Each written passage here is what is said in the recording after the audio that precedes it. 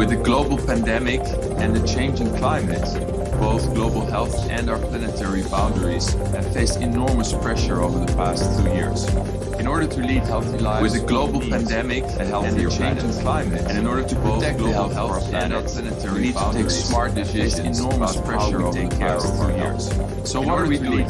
With the global pandemic, a healthier planet, we are making a clear commitment about the sustainability of our industry. Smart decisions. We call it the environmental sustainability. So what are we doing?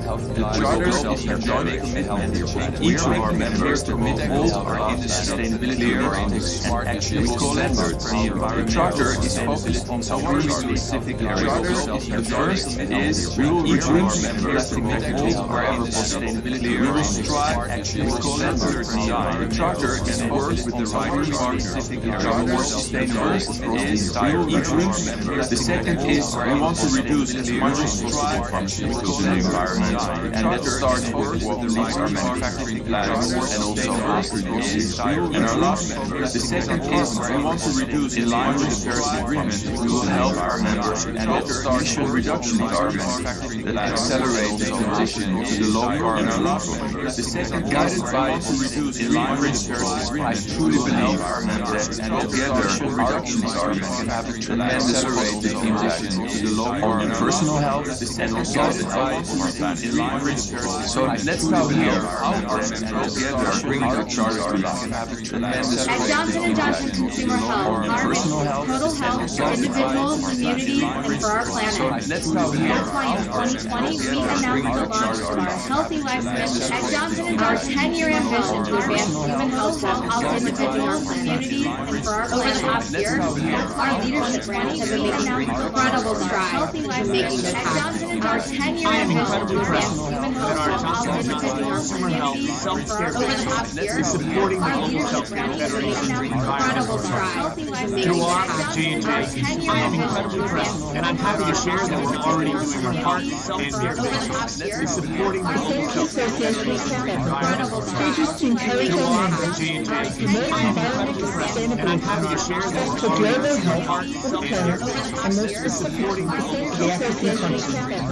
Asia Pharmaceutical has been dealing with environmental issues with a dedicated team for more than 40 years. Our focus started from responsible manufacturing and extended to circular economy with a dedicated management for more than. We continue our efforts on environmental sustainability for long-standing business foundation. ILAR and the self-care sector in Latin America are working in different initiatives.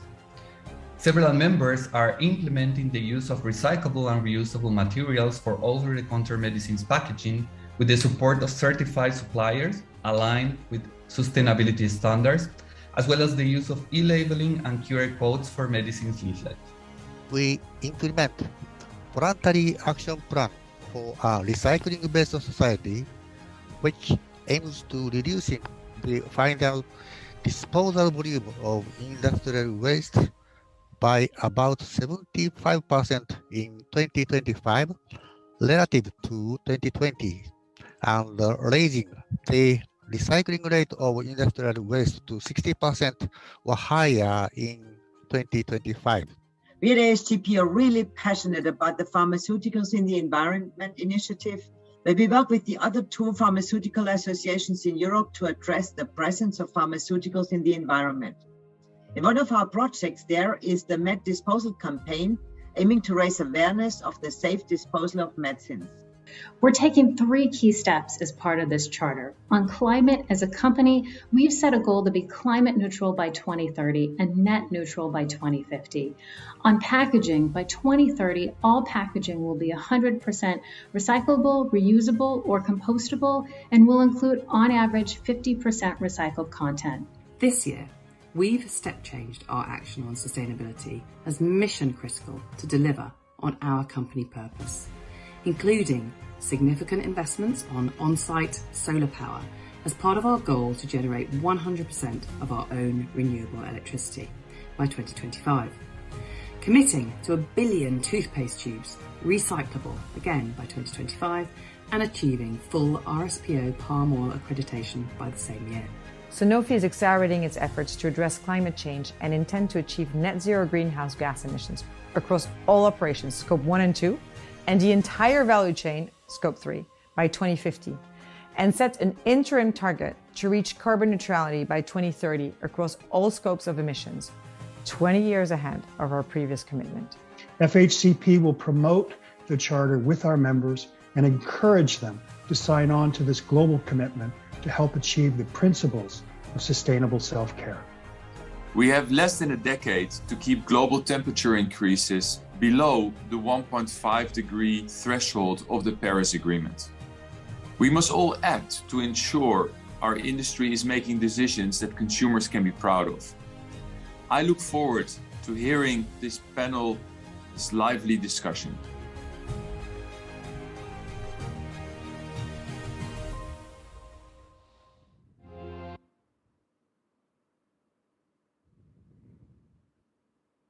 Hello, everyone, and thank you for joining and welcome to our discussion today on environmental sustainability in the self-care industry. My name is Judy Stenmark and I'm the Director General of the Global Self-Care Federation. We are very pleased to be launching our environmental charter at this AESGP regulatory conference today. This charter is the first global commitment from the consumer health industry to drive sustainable self-care. Minimizing the impact of self-care products on the environment while safeguarding quality and access to safe and effective self-care products is a critical issue for our own industry. I will now hand over to our moderator, Shuli Ghosh, who will get the ball rolling. We have a really great session lined up and Shuli is going to take us through. So over to you, Shuli. Judy, thank you very much indeed. And welcome to everyone from wherever you're dialing in from. Great to have you with us. So as Judy said, I'm Shuli Ghosh. I'm a TV presenter. I'm a moderator. And I'm absolutely thrilled to be joining you all today for this crucial topic of sustainability in the consumer health industry. Now, I've been reporting for 30 years, which I don't admit very often because it shows just how old I am. But over that time, it has been increasingly obvious that sustainability is one of the critical issues of our time.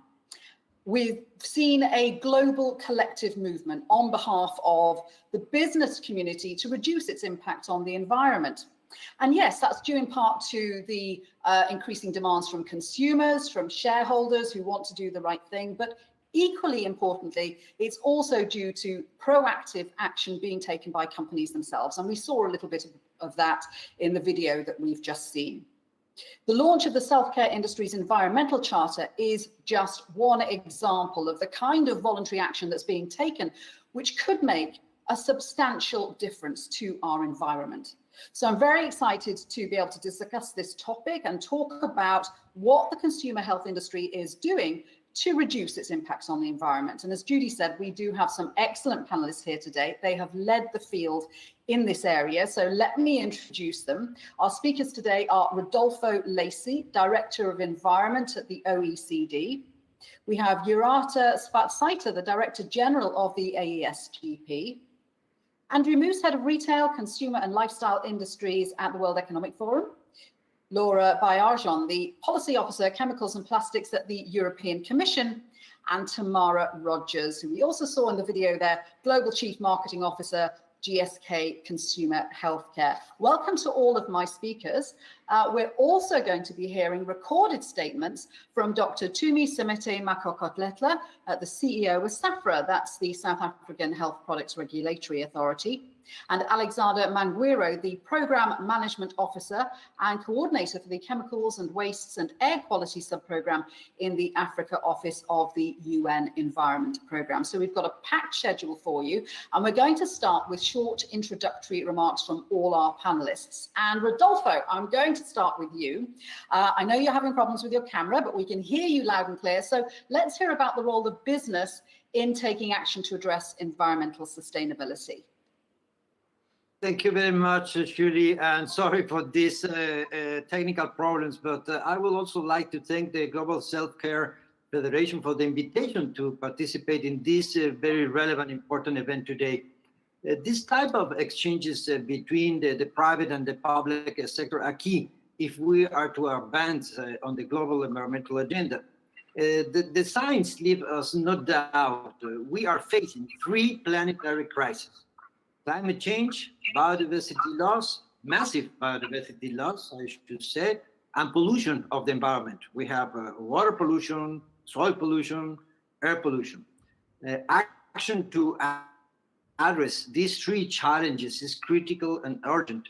The transition to sustainable pathways is not a simple task. You know that to achieve desirable outcomes in the limited time that we have available, perhaps just this decade, significant changes to our economy and production systems will be needed.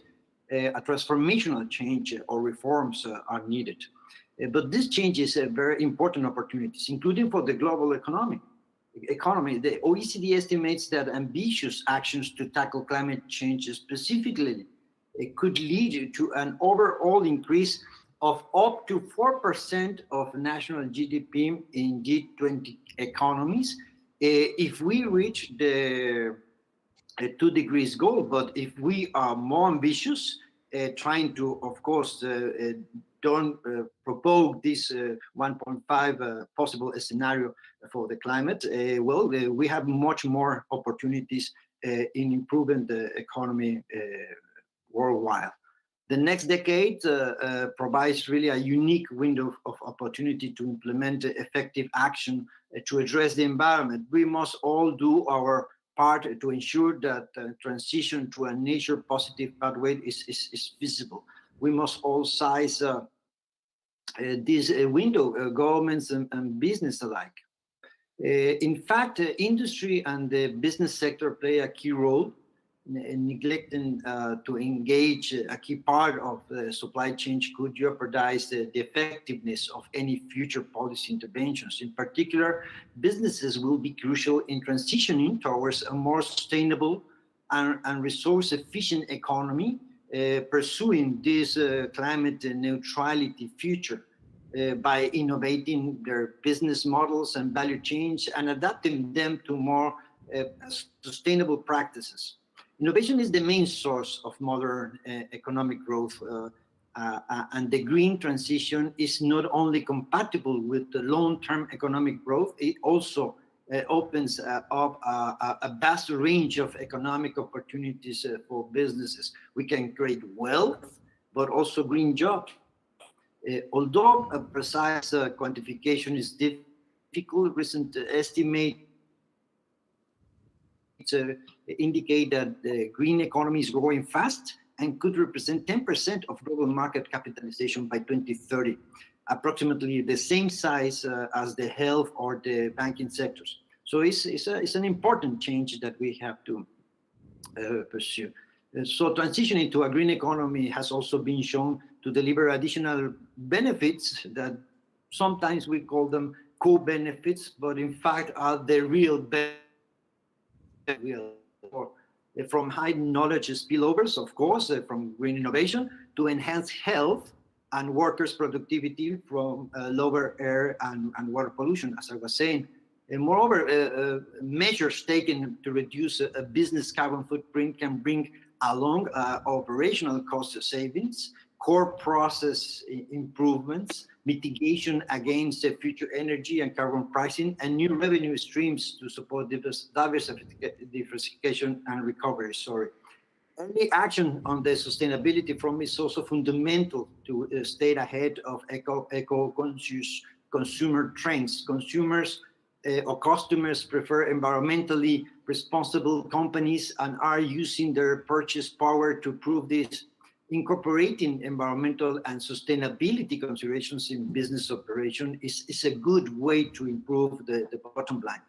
The OECD has produced analysis on these important issues and developed recommendations for both the public and the private sector to follow to minimize their impact on the environment. And this includes our work on the circular economy, as we did it in the Czech Republic, in Slovakia, now in Italy, as well as work on supporting and measuring green innovation, including the report on innovation and business market opportunities associated with energy transition and cleaner global environment.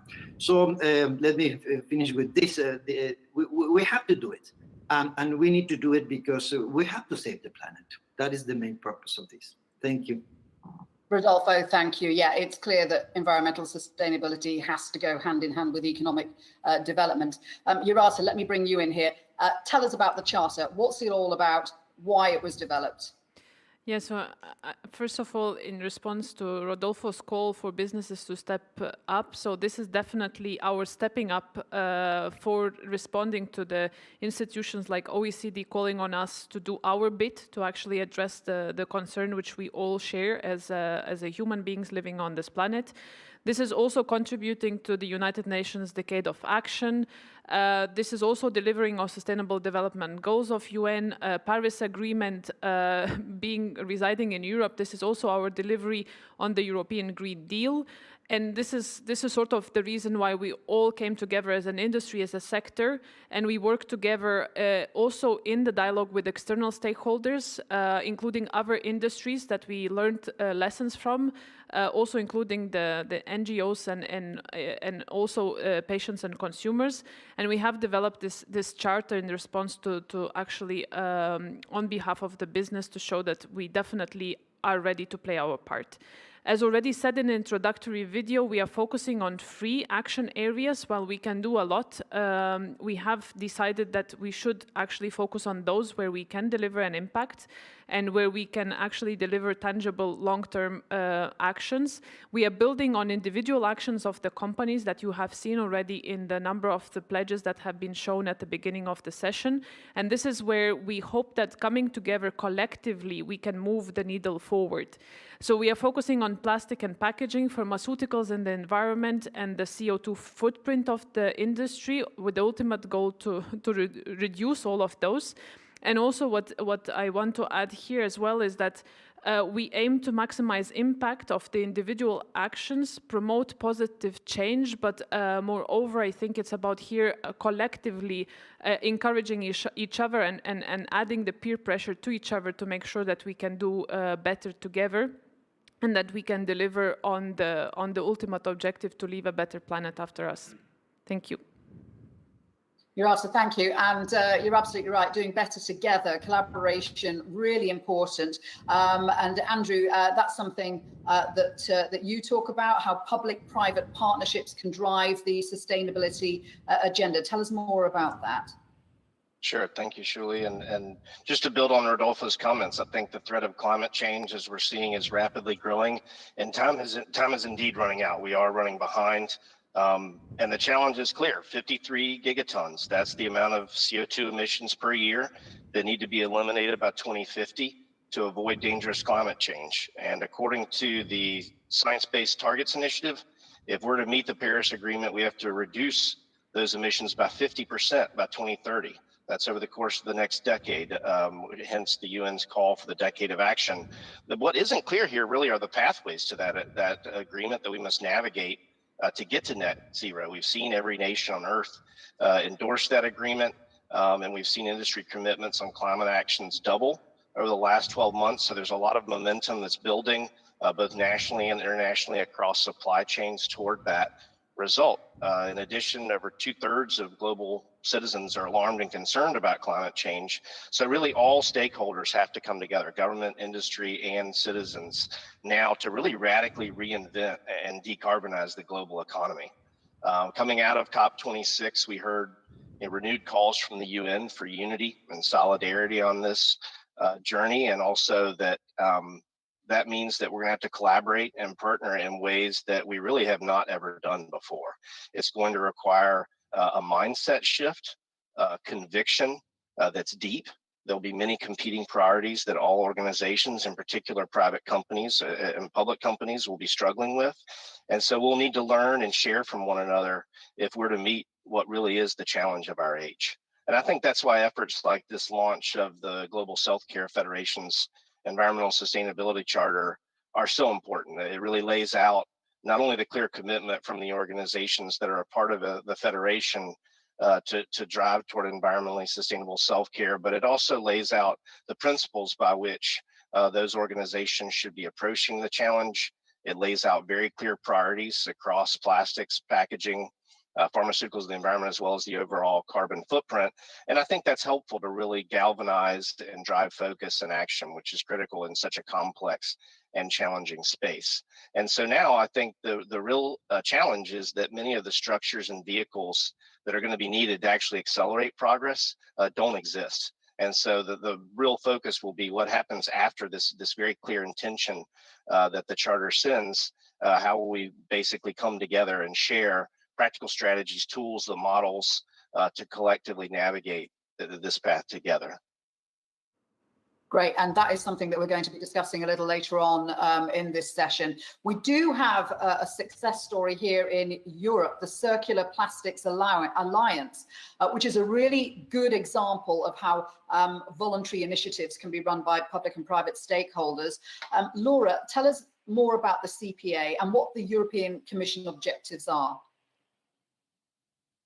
Yes, thank you so much, Shuli, for this kind invitation. So indeed, I think I have been invited to report about what we have done with the Circular Plastics Alliance that covers a part of the charter. So it covers the plastics packaging part of your charter because the Circular Plastics Alliance is for all plastic products, to make them more recyclable and to ensure more recycling and recycled content, up to 10 million tons of recycled content by 2025. And indeed, it's an example of a public-private partnership in a certain way, where you have all public and private actors of the entire value chain that can work together towards a concrete goal. And I think that that's why I was invited to share some experience about what has made the Circular Plastics Alliance work reasonably well. So I will be sharing my personal experience on this also. Yes, maybe so. Probably what is an interesting feature of the Alliance is that even before the Alliance started, we already had a target. So that 10 million tons target of, 10 million tons of recycled plastics in products in Europe by 2025. And that was not a target that was set by the Alliance. That was a target that was set by the Commission in the European Plastic Strategy. And basically, so the objective of the Commission, if you want, surely, was immediately defined and immediately put on the table. So the question that was put to the stakeholders was, okay, are you in or not? And so that was initially really a policy target that was put on the table by the institution. Which of course spared to a certain extent the discussion on how do we define our own target in this alliance, because that was given by the institution, and it was probably a second element that I think has proven useful in our case. That's probably not the only way to do it, but in our case, I think it proved useful, is that the target is also a quantitative target. So it's very clear. It's not a matter of personal appreciation. Is it ambitious enough? Is it not ambitious enough? It's a given and it's a number, which makes it also relatively easy to communicate within the alliance. And having such a quantitative target was also, maybe that's a third element, also in my opinion proved useful to organize the work. Because from the target, the members of the alliance started to discuss, okay, how can we get there? And the discussion was very concrete, because when you work with numbers, things become very concrete. So the declaration of the alliance, which is published on the Commission website, is also giving a certain number of commitments for action that are concrete deliverables by a certain deadline.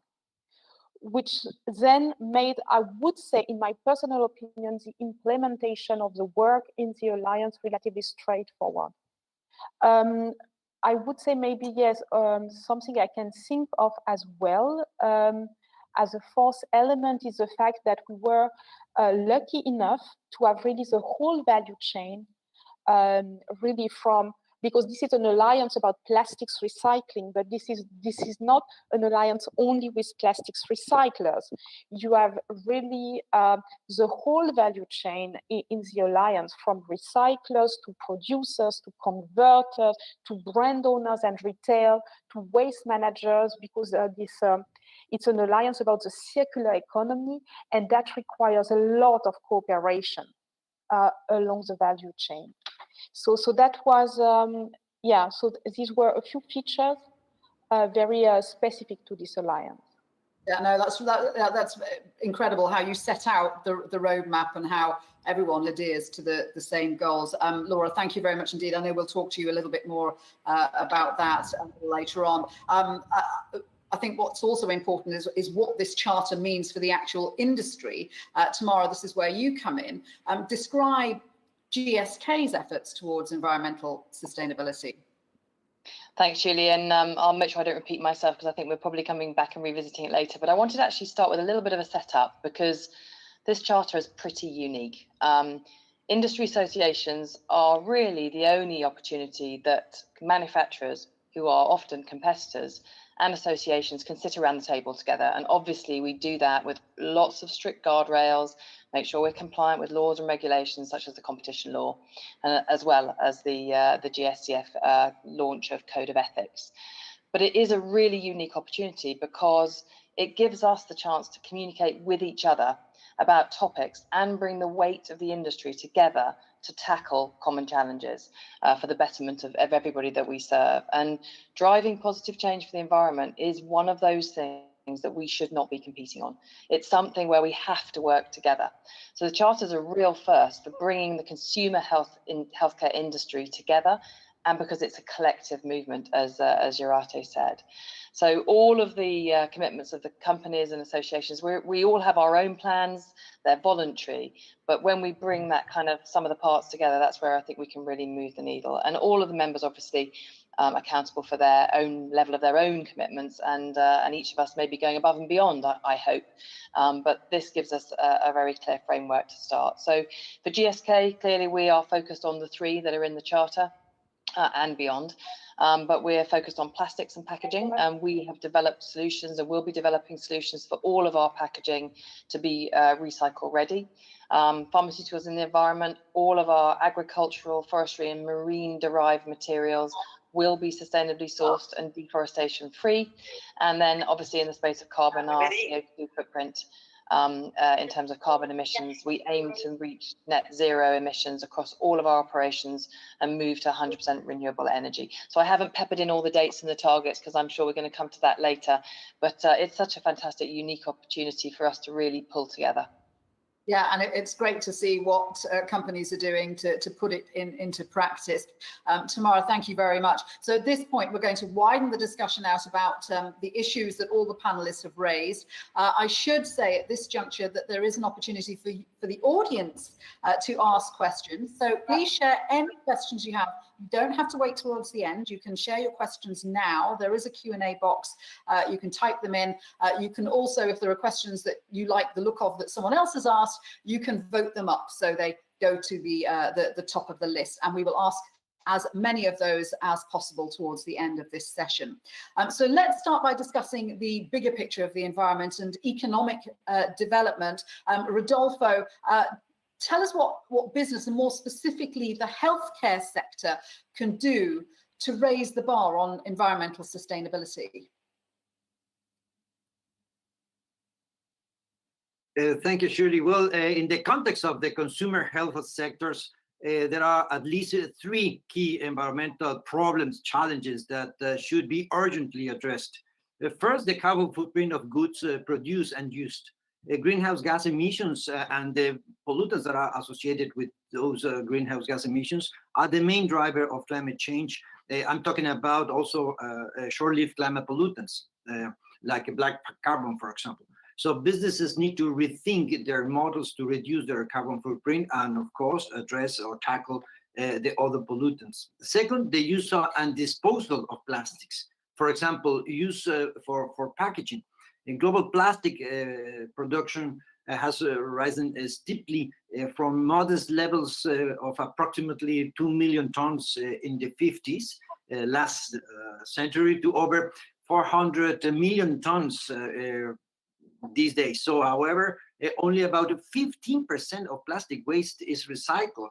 If you think in the aluminum industry, that is the best product recycled, it's only 45%. So it's a huge challenge that we need to address. So plastic pollution causes harm to humans, animals, and plants through toxic pollutants. And third, the disposal of pharmaceutical waste. Does the OECD provide any help or any tools to companies to address these issues? Especially during the pandemic, you saw. Sorry? I was asking if the OECD specifically provides any help or tools. Sorry, I can't hear. Can you hear me, Rodolfo? Oh yes, yes. Now I can hear you, and I hear your question. We will be launching at the beginning of next year the first global outlook on plastics. And we are producing several working papers about how to address this problem from the policy perspective. These first of its kind products from the OECD will help the industry to really tackle this problem.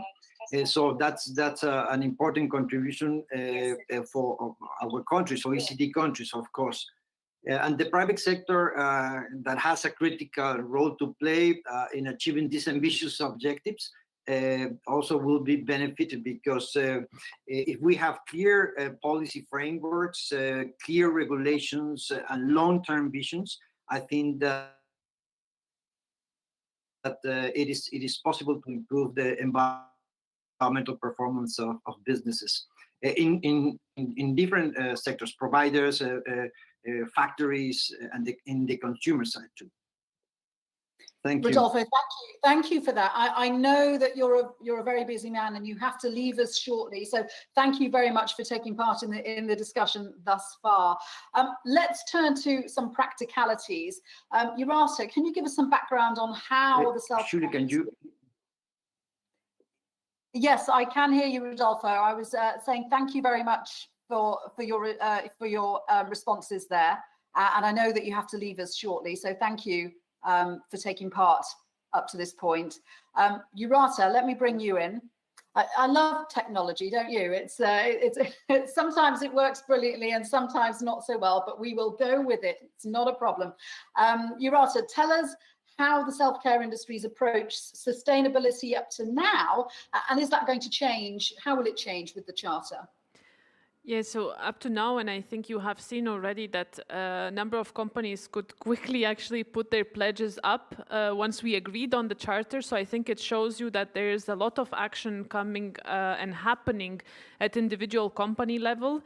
So I think this is where we collectively sat down around the table and we agreed on this sort of ambitious Charter, which we hope to achieve collectively, so pushing beyond the individual actions.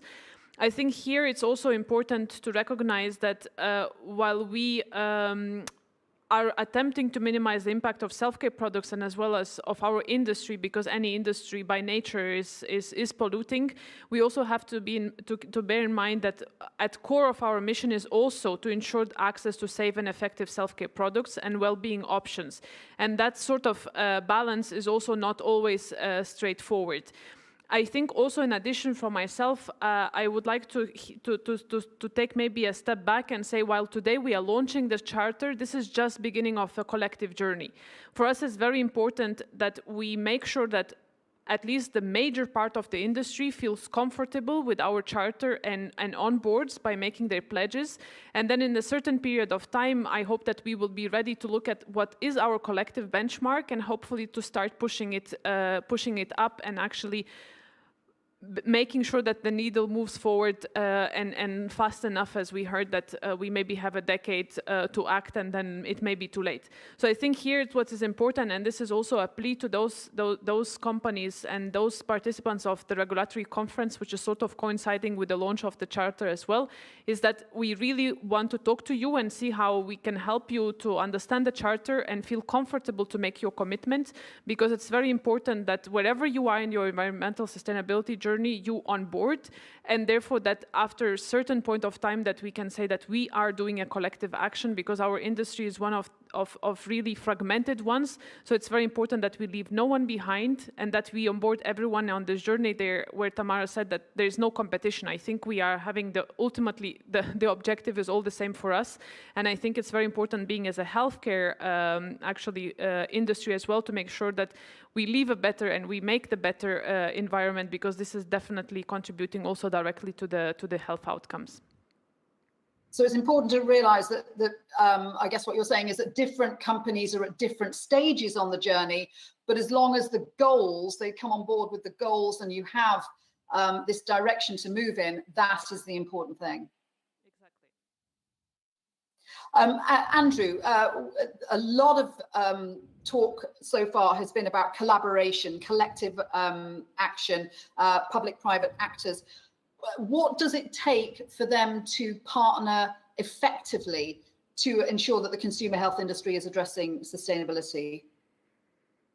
I think what we're seeing is that to do that effectively requires really a mindset and a commitment to go much, much deeper in the types of collaborations that are needed in terms of what's been done in the past. I think that you're looking at yes, sharing of ideas and practices and things that you can do pre-competitively that are fairly straightforward, but require a level of orchestration that really hasn't had the infrastructure to support, even on a basic level. But the other piece is really, as you look ahead, there are some competitive areas that start to come in, multi-year agreements. When you look at different parts of the value chain, I mean, this is tough stuff that we're talking about here. These are very challenging pieces. And so I think there's a certain set of actions that can and should be taken, and roles for international organizations like the Global Self-Care Federation, like the World Economic Forum, like the OECD, to help facilitate that. But also I think this is about making sure the right level of commitment and conviction is there at both the political, with the public sector, but also with private companies that have to juggle many, many priorities. Yeah, well, you also made the point that different companies were at different stages in their journey towards environmental sustainability. How important is it that big companies take the lead to set an example for smaller companies, perhaps, or to set out a template? I think it's vital. I mean, I think we're seeing things like the World Economic Forum worked closely with the U.S. State Department recently to launch at COP26 the First Movers Coalition. And that First Movers Coalition is really focused on accelerating innovations initially in hard to abate sectors. But if you look, roughly 50% of the technologies that we need to reach net zero emissions are still under development. So that requires that the biggest actors will need to come together. They'll need to send very clear demand signals for those suppliers to really figure out what kind of trajectory are we looking at. There are major capital and infrastructure investments that have to be made here, and oftentimes the transition will be done in steps. And so to get those early demand signals from the largest actors is critical. I also think that many others, across the whole value chain don't have the same resources as those large actors. And so being able to support the smaller actors in that journey as well, to help them understand, how do I practically, with a limited set of resources, actually measure where I am today? How do I start to build out these partnerships and work in ways that they really never have before? And I think that's why it'll be vital, for the members of the Federation to truly bring one another along and look at how you can share those practical tools and ideas and examples. Because I think there's a lot of hunger out there now, as we move into 2022, to really work on the roadmaps and to figure out these pathways and really start exchanging information with both across the public and the private sector, and really start to get into the more challenging topic. Who pays for this? How do we actually get there? How do we make these conversions? And I think it's in these convening conversations that a lot of vital information, hopefully the foundation of trust, will be established. Andrew, thank you. Laura, let me bring you in on this. So we're talking about multi-stakeholder partnerships and best practice. How did that all work with the actors within the Circular Plastics Alliance? How did you establish this roadmap, and how did you make sure that the voluntary initiative fit in with EU policy initiatives like the Green Deal and the Fit for 55 package?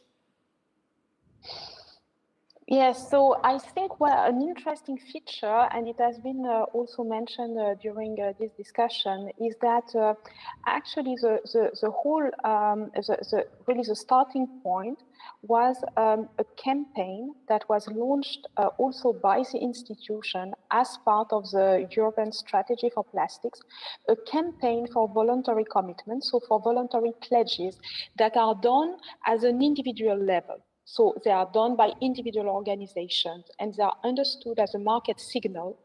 They are often, yes, the most substantial ones can be done by larger players or by value chain associations.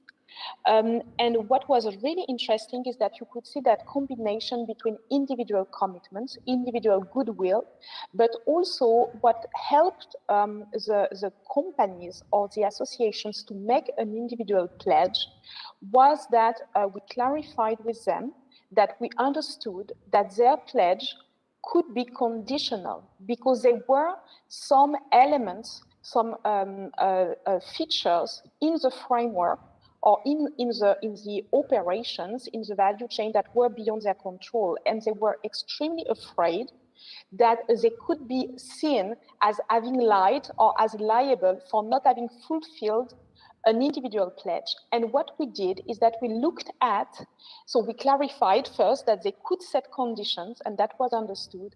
And then we looked at the conditions that were expressed by most pledgers. And we realized that these were most probably the key areas that would make sense for collective action. And that is what we put on the table of our first meeting. And that proved to be confirmed by the participants as the key areas where they would like to work together to make their pledges achievable. Laura, thank you. Let's talk about how health companies in particular address stakeholder expectations. Tamara, GSK has made a commitment to sustainability. How does that respond and take into account what consumers and shareholders want and expect? Yeah, so environmental sustainability, absolutely critical to GSK consumer healthcare, and focusing on improvements here will help us protect and restore the planet's health in order that has then a positive impact then on everyday health. And as you said, we have set targets. The stakeholder piece is really interesting because there have been stakeholder groups who've been leading edge in this space, and then there are stakeholder groups who are less interested. And I think many businesses have been trying to prove the case for financial growth connected to obviously improving your environmental impact. And sometimes that's been challenging. And I think we've seen a real growth in the last 10 years or so of companies who are genuinely trying to drive that change. And many analysts and shareholders who are choosing positively to buy only into those companies that have made that kind of a commitment. So I think we're seeing real shifts in all the different types of stakeholder groups, which I think is very, very helpful here. And we're well aware that that across whether it's our employees, our consumers, local communities and investors, that this is really becoming a critical piece. And we've been long committed to reducing our environmental impact. One of the first pharmaceutical companies, in fact, to set ambitious environmental targets back in 2010. And since then, across all of our operations, we've reduced our carbon emissions by 34%, our waste to landfill by 78%, and total water usage by 31%. So we've made great progress. And we're really continuing to drive forward because we know how much it matters to all of those different stakeholder groups. Can I ask, you talked about pledges that have been made and goals that have been set. Are these reviewed? How do you sort of keep the momentum going? What do you see happening in the future? Yeah, really great question, and probably best if I lay out kind of where we are to start with. And many of you will know, or some of you might not, that actually the GSK business is splitting in 2022. So we're going to have a standalone consumer healthcare company and a biopharma company that remains as GSK. So lots of fun. We're creating new company names and all those sorts of things. But and as we spin and be a standalone company, that will be another moment for us to review. But we have targets in the 3 priority areas, as I said earlier. So in plastics and packaging, by 2025, we'll have developed solutions for all of the packaging of our products to be recycle ready, which is a really big milestone. We've just been launching actually recycle ready plastic tubes for our oral care business. So that's already started to come. And then our ultimate ambition, obviously, of getting to 100% of our packaging being recyclable or reusable. And we're very much embracing that kind of circular thinking. And then pharmaceuticals in the environment, by 2030, 100% of our agricultural, forestry and marine derived materials to be sustainably sourced and deforestation free. And then the carbon footprint, CO2 footprint around carbon emissions, getting to net zero emissions across all our operations by 2030, that's scope 1 and 2, and 100% of renewable electricity by 2025 in scope 2, and net zero for select brands and formats by 2030. And I think what we do is, you know, a lot of companies, and I was at Unilever before I was here, you have to start by starting. And as you start doing things, you realize what's possible, what's not possible, where you've got to put capital investment into, you know, essentially deliver something that might be the same, where you might need to do innovation to do something that's a bit more breakthrough. And as you learn by doing, you can then, you know, see just how far can you go with those targets. Now, one of the things that's not massively helpful, because I think you have to sort of start with moonshots and ambition, we're starting to see, and this is good for holding accountable, but we're starting to see some companies actually almost being legally challenged for not achieving some of their targets. And I think whilst that's great for accountability, it can drive a bit of nervousness in the industry to commit to things, which is the very opposite of what we want to try and do. So we are treading that fine line of getting comfortable that we can set a target that we think is stretching but achievable, but then how can we plan for more moonshots? So internally, we try and maybe set targets that are more stretching than the ones that we would put out externally. Yeah, that was exactly the point that Laura was making about setting ambitious targets, which companies then get afraid that they're not going to be able to meet. Tamara, thank you very much indeed for that. We're going to take some questions from the audience now. And again, you can submit these questions anytime you like, just keep typing them in. So we have a first question for you, Urate. How can innovation around packaging help in view of regulatory requirements? This is important because healthcare, of course, is a very heavily regulated industry. So how does that play into sustainability and sustainable packaging? Definitely. So it's a challenge and an opportunity at the same time. So just to explain for those that maybe are not familiar with the regulation, that the packaging is almost an integral part of the product safety. So there are a lot of tests that have to be done before you select the packaging in terms of making sure that the products are stable, that nothing leaks from the packaging into the product. So this is very, very complex. So when you start considering alternatives, you can imagine there is a lot of things that you need to think about before you actually change anything. Run a lot of studies, run a lot of tests, etc. So one of the things then when we were working and just sort of, I forgot to say that at the beginning, I have been chairing the working group of GSCF. So today I'm speaking not as ASGP, but GSCF in this session. We have been thinking that one of the biggest challenges for us is to address exactly the sort of, to think how we can be more circular in our packaging while overcoming this sort of opportunity and challenge, which is the regulatory requirements for our packaging. And we cannot strip off, for example, external packaging, which is also important for the product information, making sure that consumers use the products correctly. So this is huge. I mean, this is very, very complex, but that's also merits us sitting down together and working together rather than individual companies finding their own solutions and possibly spending more time than we could do it collectively. So just to say that on the packaging, this is one of the things where we think while we are collecting all the pledges, we can start the ball rolling and we can start those conversations in the GSCF working group together with all the companies interested to maybe see if we can actually innovate together, or if we can foster partnerships where the companies can work together and find the solutions that could benefit the entire industry rather than an individual company. Laura, is this something that you came up against in the Circular Platform Alliance, that there is a practical issue with packaging when it comes to regulatory requirements?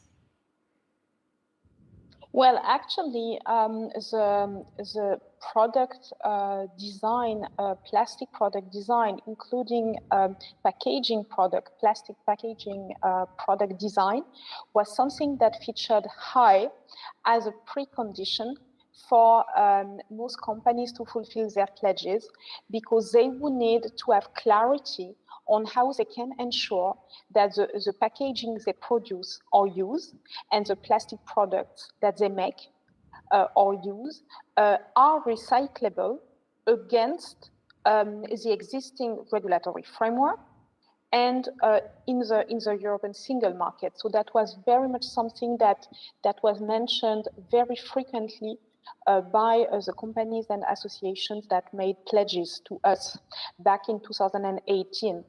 And equally, that was also the first action that the Alliance took to identify a list of 26 priority plastic products that the Alliance commits to make recyclable by 2025,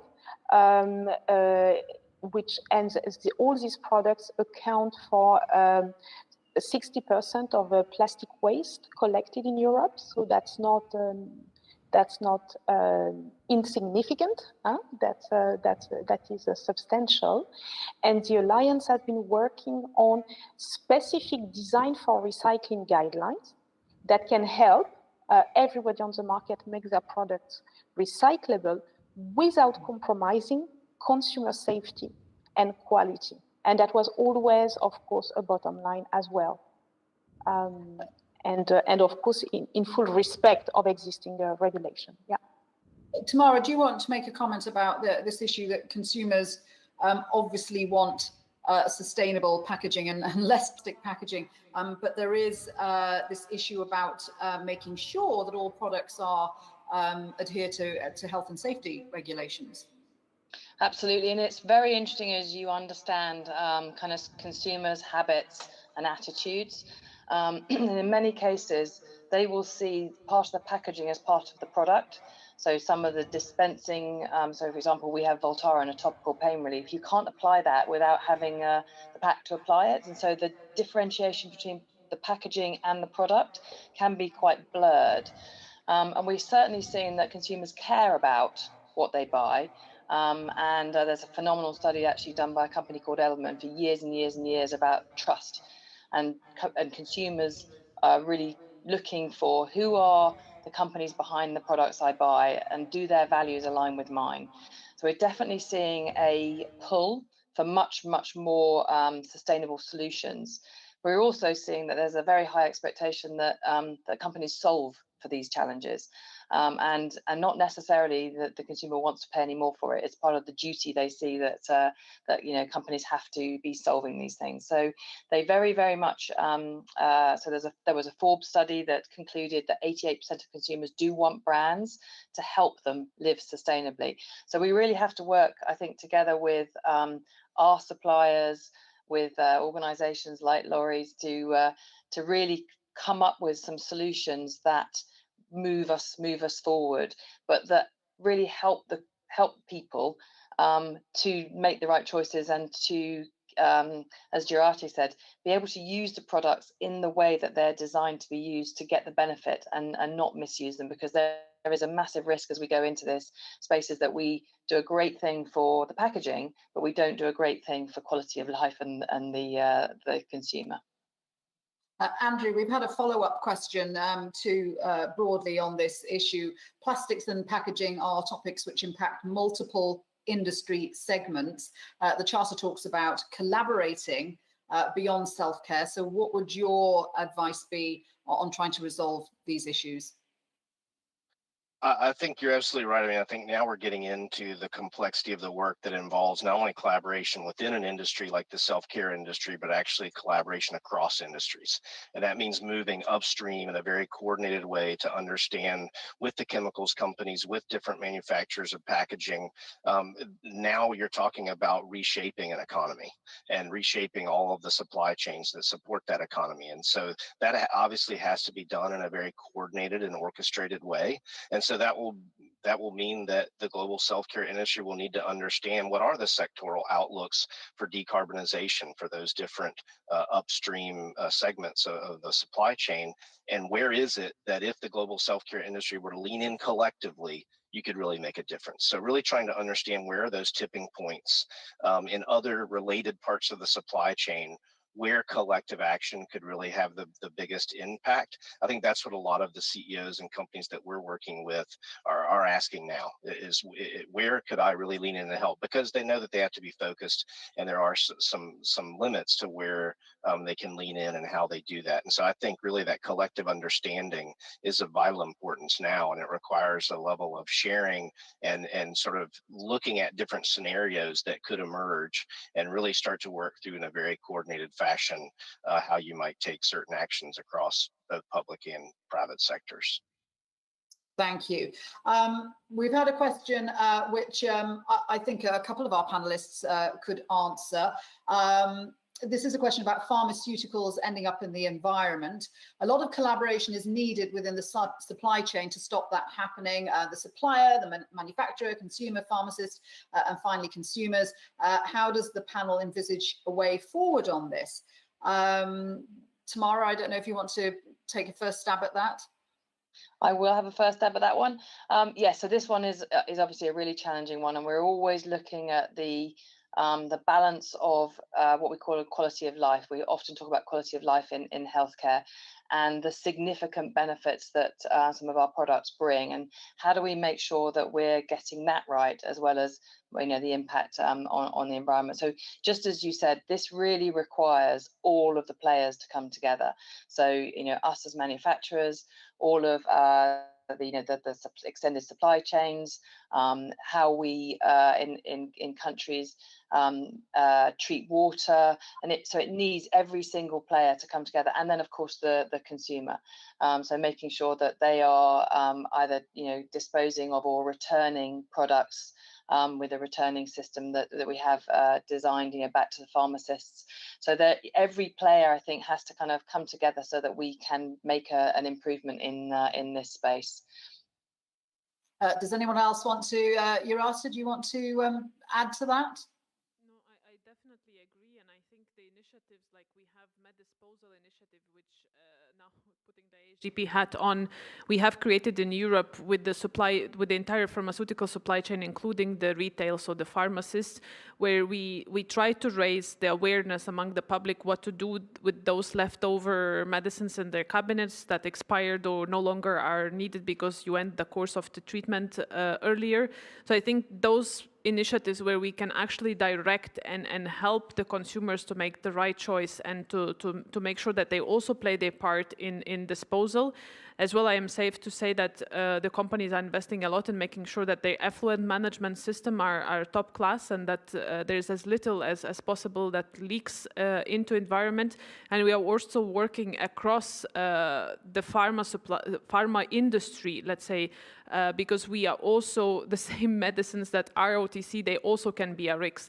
So I think as we need to tackle this as a global pharma industry, because we need to think of possibly what we can do more, and also, as said, we have to do much more in making sure that consumers have the right information in how they can play their part as well, because ultimately most of the pollution actually happens because products are taken, and more of us are going to be living longer, taking more medicines most likely. So this is sort of an adverse effect of the fact that we have longer lives and more quality lives. Laura, I know this isn't your expertise specifically, but in terms of collaborating along the whole of the value chain under the CPA. How do you ensure smooth collaboration? How do you make sure everybody can work together?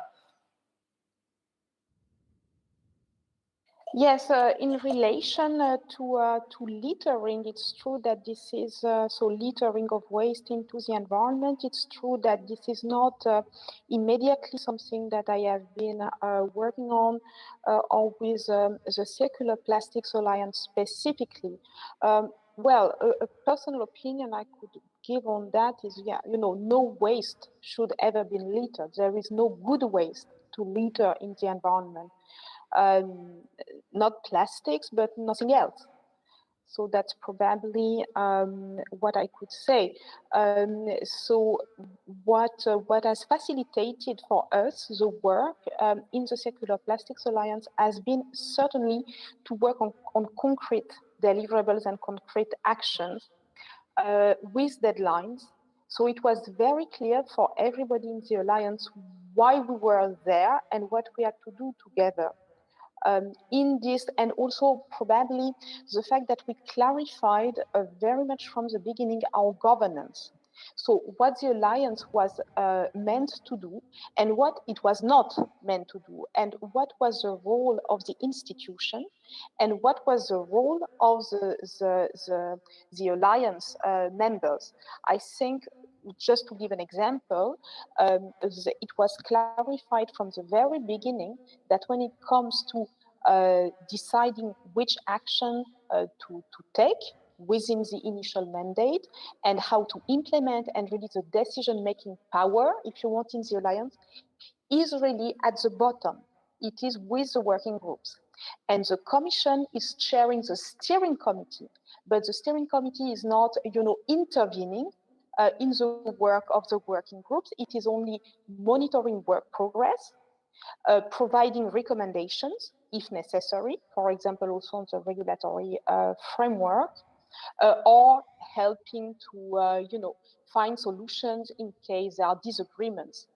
But for example, that was a task sharing and a responsibility sharing that was very clear from the start, and probably that helped a lot the cooperation. We had also working rules that were very clear from the start, a competition compliance policy, very clear. So the fact that you create rules, that it creates also a safe collaboration environment, I would say. You have the framework to work within. Laura, thank you. Yate, we have a question for you.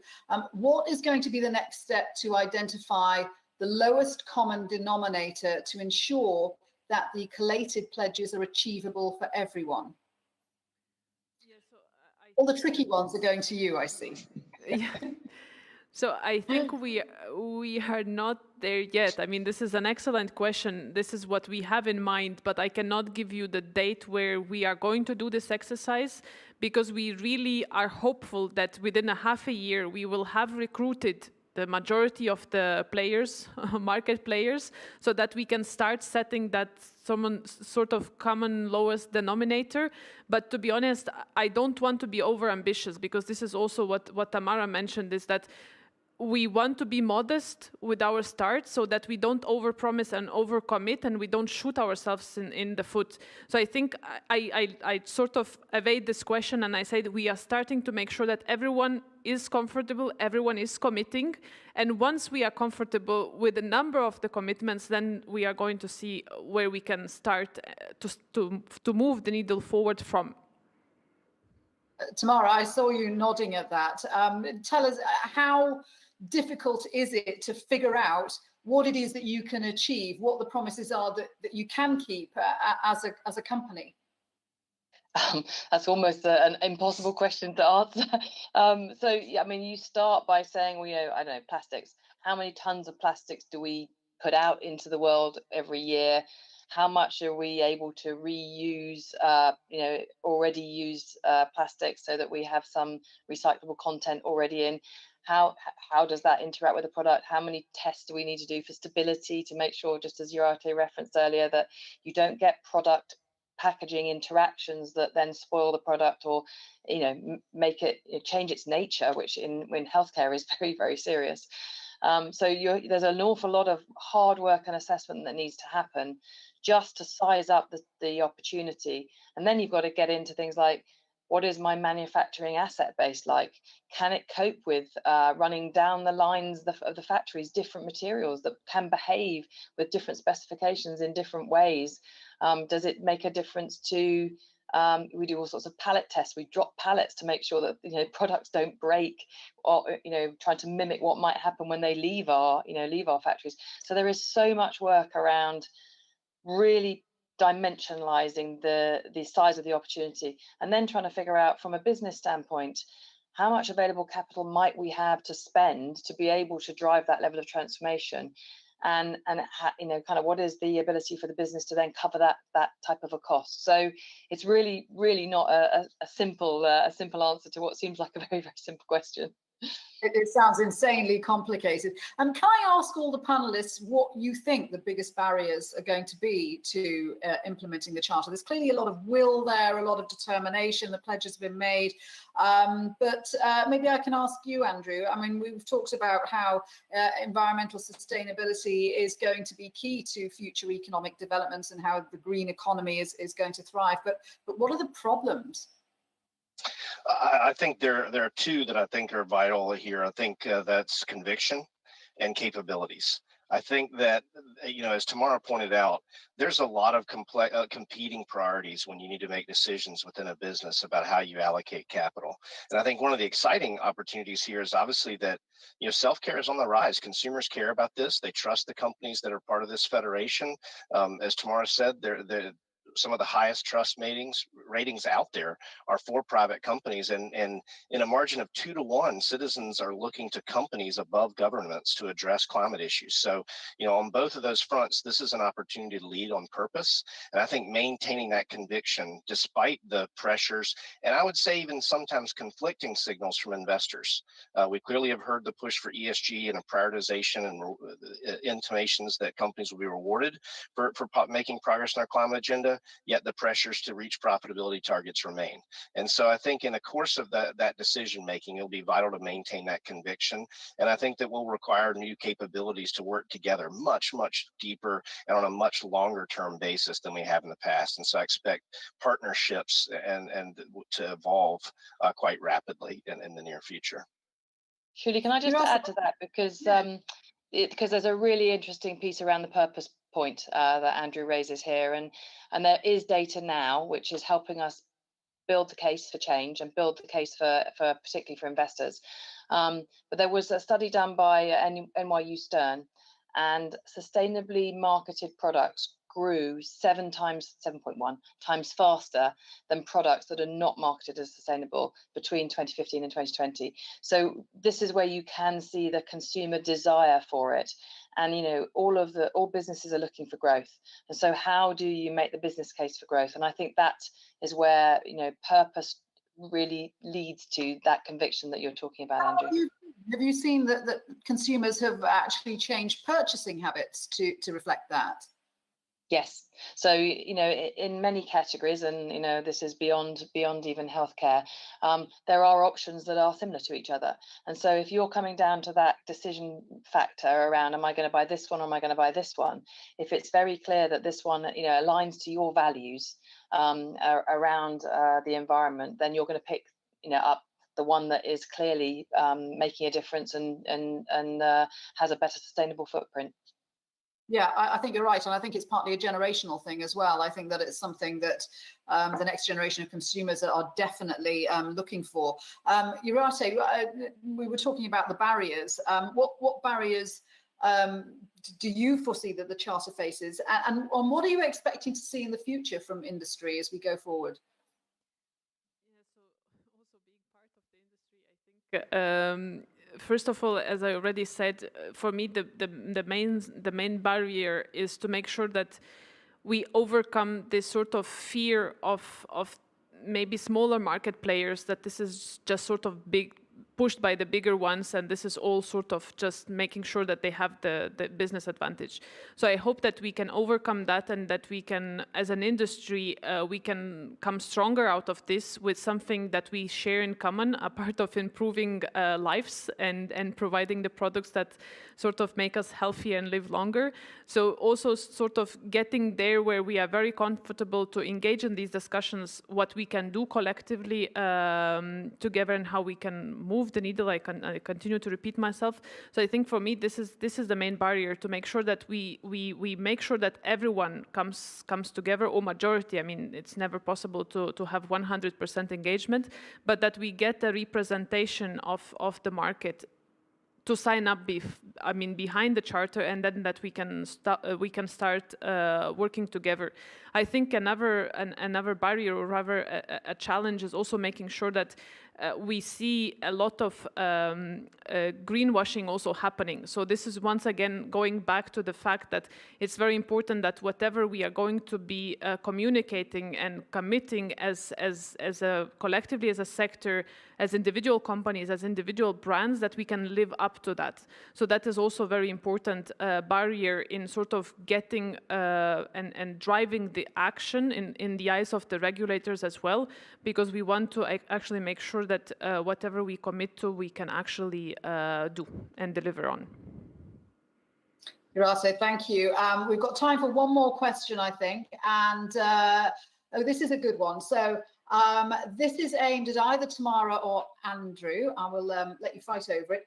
The sustainability agenda is going to require significant investment and additional personnel to implement changes, which may lead to higher costs for goods. So how do we keep self-care products affordable? Andrew, this is what you were coming back to, about who pays for this, and who do we need to get involved in all this? This is a question that's high on many agendas right now. And I think the answer is maybe something that we all know, and the answer is all of us. We will all pay for this. That it is a challenge that we all mutually have contributed to, maybe not in equal measure, but it is something that those costs are very real. And I think the question becomes, how do we make these investments intelligently? And who can infuse capital at different stages of this evolution of our economy. And so I think that's where that collaboration is so vital, to start to bring forward the types of opportunities to orchestrate some of that and understand where a particular segment or sector of the supply chain, what stage it's in, and how can capital best be allocated. Should that be governance providing a subsidy of some kind, or an incentive, or is it something that companies can come together and reduce the overall cost structure by acting together? And I think ultimately, we know very well that many around the world are struggling to meet basic needs. And so the priority for the self-care industry in particular, knowing the impact it has on human health, will be to keep those costs down. And I think that you'll see both governments and companies working very hard to make sure that happens, because I think ultimately the burden cannot be placed on the end consumer.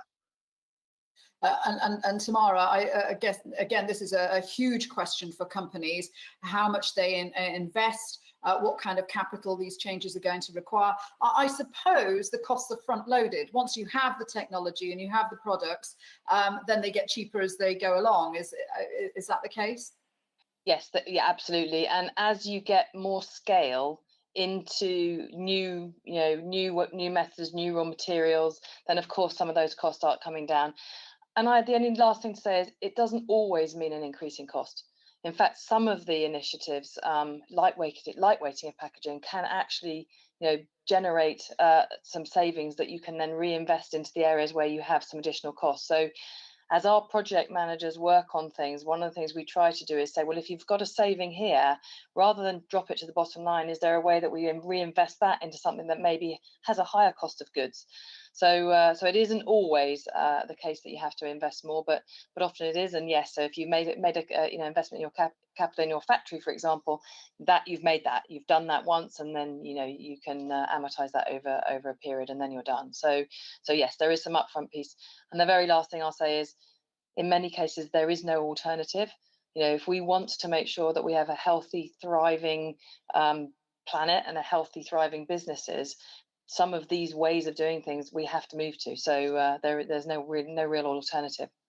I think you're absolutely right. And I think that is something that all industries are having to come to terms with. We want to make changes. It is going to take some investment and a change in mindset as well. Thank you very much indeed for all your questions from the audience. And to my panelists, what I want to do now is what I call a quick fire round. We're going to ask each of the panelists for a final thought, a final key message that they want to leave you with. This is very strict 20 seconds each, please, panelists. Laura, why don't we start with you? What is your final message?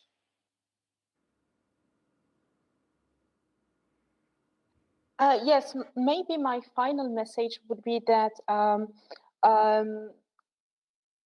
taking responsibility is essential.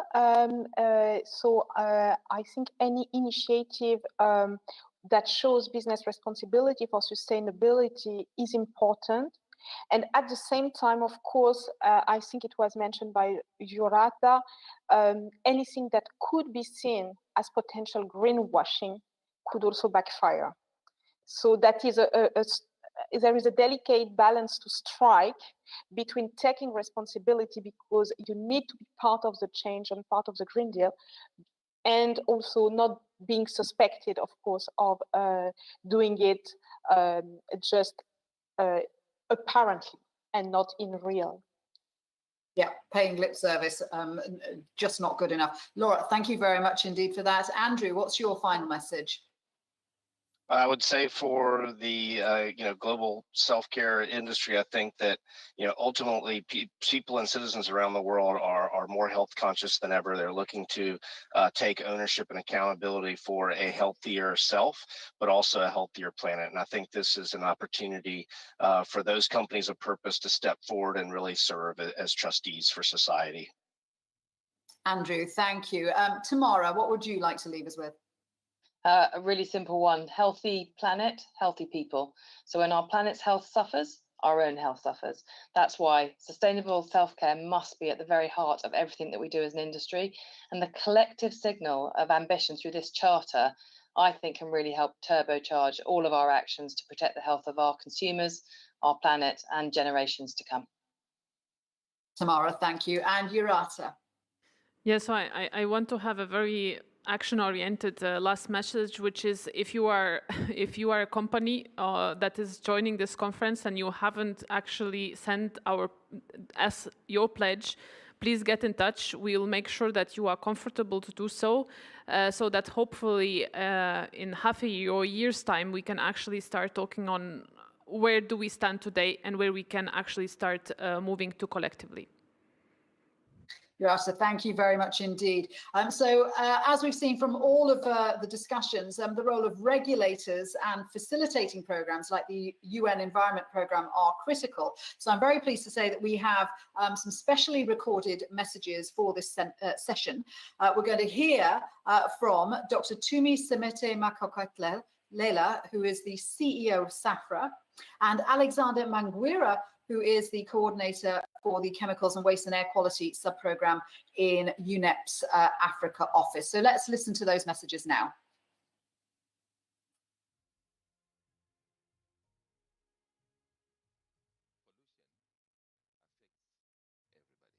Nearly 6 million.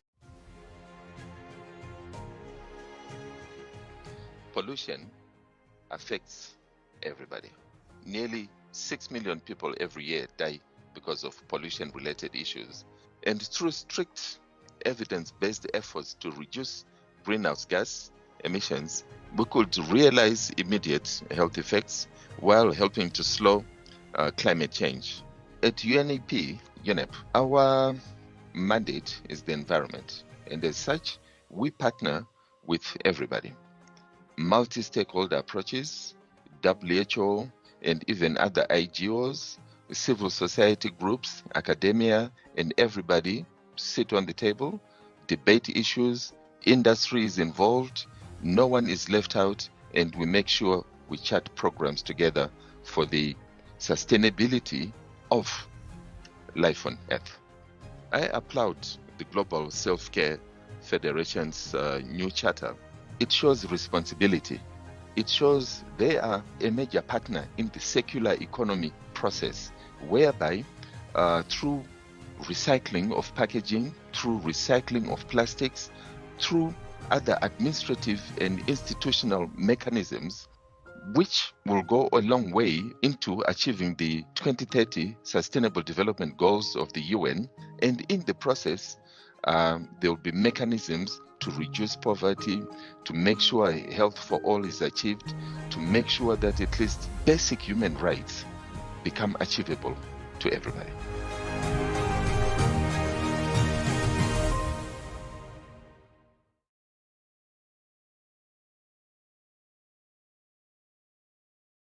In the conversation that's being held is quite an important one, because as we are seeing developments around the importance of the environment, us in the healthcare sector should equally be having conversations around the environment, but also the sustainability of health solutions and healthcare solutions. One area that we can already start seeing innovation taking place is around sustainable packaging solutions. And again, this will be very important from an environmental perspective, but also will drive the right type of practices, will drive the right type of compliances, even with some of the environmental legislations. Another important element as we talk about sustainability, and I think COVID has really highlighted that to us, is the interface of human health, animal health, as well as the health of the environment under One Health, the One Health umbrella. This is an area of science that is gaining a lot of traction, and it's quite apparent as we do our work that we cannot only focus on human health and not consider the interfaces, the impact on animal health, and those who are in animal health have to consider human health. Another important element that we would need to think about is really moving towards disease prevention. We see that healthy communities start to also look after the environment and be a lot more conscious about their practices and their behaviors on the impact of, in terms of impacting the environment. And then lastly, I just want to reflect on the importance of collaboration between various stakeholders, being the public sector in the form of our government departments, even ourselves as regulators, but also with industry and very important communities. We cannot be driving interventions that speaks to environmental sustainability and not include the communities and the beneficiaries of some of these healthcare products. And so a very strong partnership between these stakeholders becomes very important to ensure that we start first by having the conversations, the right conversations, but then after that, we develop a very clear roadmap, very clear interventions, but also interventions that will incorporate innovation there. The whole digital drive will have a positive impact in terms of environmental sustainability, and we have to embrace that and ensure that it becomes core to all the health products that even us as regulators authorize, but also even how we operate and what we then expect from industry as regulators. Thank you.